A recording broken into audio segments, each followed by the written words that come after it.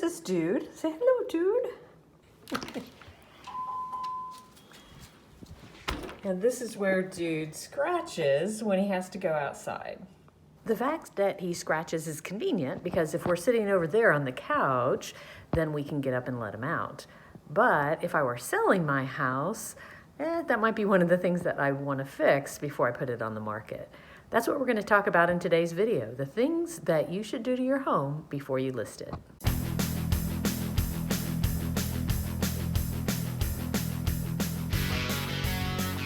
Hi, I'm Kelly Vandever. I'm a real estate agent in the Alpharetta, Georgia area with Keller Williams, North Atlanta.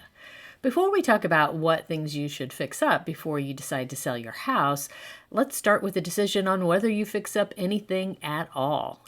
It is your house, your money, your decision. But here are a few things that we might want to think about. First, what is your goal with selling your house? Are you trying to do it quickly, for the most money? What's important to you? If you want to sell your house quickly and for the best price, there are some things that you can do that will help make that happen. The idea here is we want to make it as appealing as possible to as many buyers as possible, so you have more people offering more money for the home, and it'll be attractive, so they'll want to make that offer quick, make sure they get the house. If you have limits on how much you can spend to fix up your house, then there are some other decisions to make. One is you might do some of the work yourself if you are handy and capable of doing it. Something I didn't know before I got into real estate is that there are companies that will do the repairs and the updates for you and wait to get paid at the closing table. There are some pluses and minuses with that, so you want to make sure to ask your real estate agent for more information, but that is one option. And there's also a program called Home Swap through NOC. I'm certified through NOC for the Home Swap program. If you qualify for the program, they will give you money toward the sale of your old house, fixing up your old house to get it ready to sell, if you use them to buy your new house. So there are options out there that you might not be aware of, so be sure to talk to your real estate agent and they can help you with that.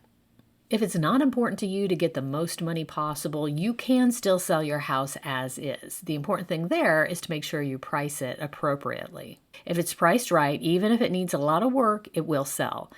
If it isn't priced right, if you try a little too high, it will sit and sit and sit, and you'll end up taking that price reduction anyways, and maybe even more because it's sitting on the market longer. So price it right, and it can sell even without repairs. Okay, so let's get down to it. What are the things that you should do? Number one is cleaning. I know it sounds super simple, but believe it or not, cleaning is the most important thing that you can do to get your house ready to sell. If you're like me and you hate cleaning, then hire somebody to do it, but clean deep. Make sure you get all the kitchen, the bathroom, of course, but the baseboards, the doors, everywhere there's a nook and cranny that dust can collect, be sure and get that nice and clean. Number two, start packing. In other words, declutter. You're going to be moving anyways. You need to pack your things. Start right away packing up knickknacks, personal items, photos. Pack up as much as you can. You want nice clean surfaces before you get to pictures or before you start showing the house. Go ahead and start packing now. In particular, you want to take away items that make people think about you rather than the house. So for instance, family photos, religious icons, where you went to college, those little trophies and whatnot. Clean up all that stuff. Any of that detracts from the actual house and people start wondering, who is this person that lived here? That's not important. You want them looking at the house. Don't believe me? Look at these two pictures. Consider this picture versus this picture. Which do you think would represent the house better? Pick up your things, pack them up. The first two things don't cost much, but now we're going to get into some items that could start costing you some money.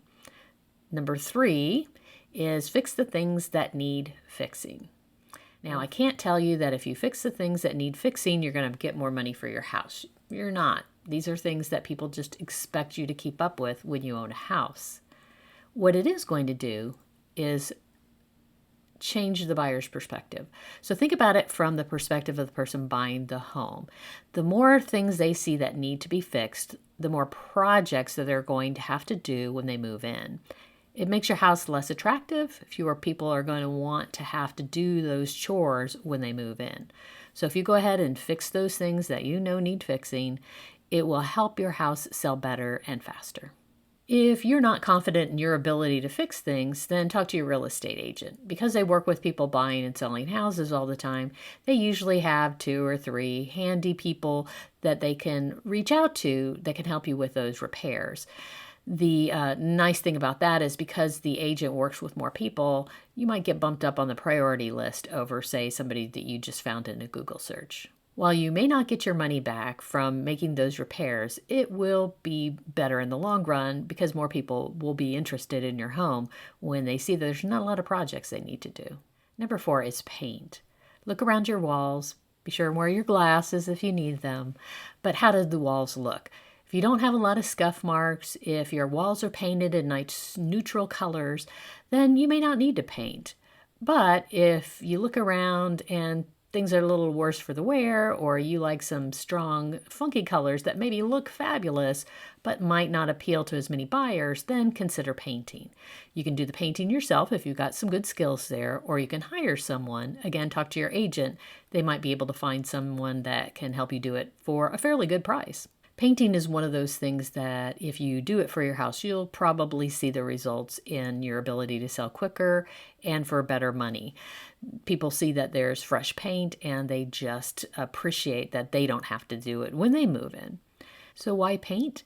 There's a couple things that paint does for you as you're trying to sell your house. One is painting can help neutralize the smells. Yes, it smells like paint, but to the people that are looking to buy your house, it doesn't smell like somebody else has been living in the house. And number 2, if you use nice neutral colors, it helps people look at the house and visualize their furniture in your home. If you have some very bold colors, then people are thinking about how the walls clash with their furniture. Yes, it's only paint. People should be able to see past that and just allow themselves to paint the walls.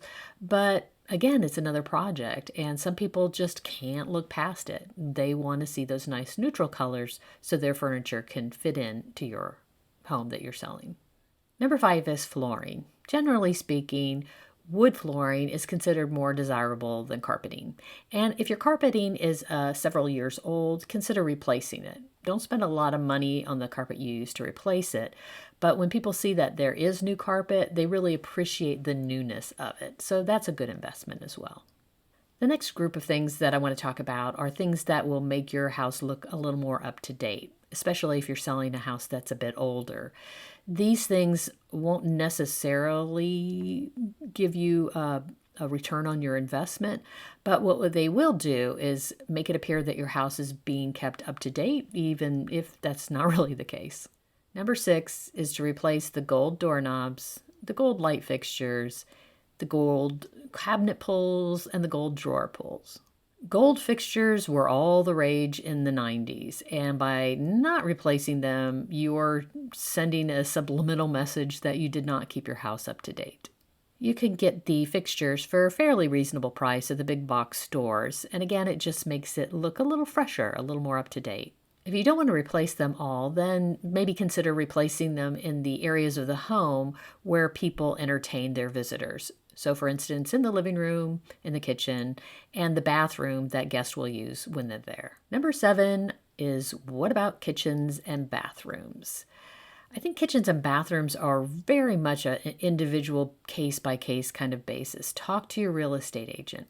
Find out what the expectation is in that particular neighborhood or in that part of your city.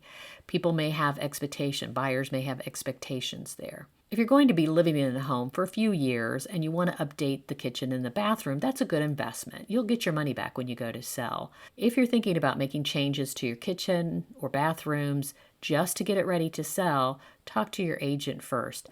Do a comparison. Is there a big price difference that you can see in the homes that have sold in the past for those homes that have the updates versus those that do not? And make sure that there's going to be a good return on the investment before you make those updates.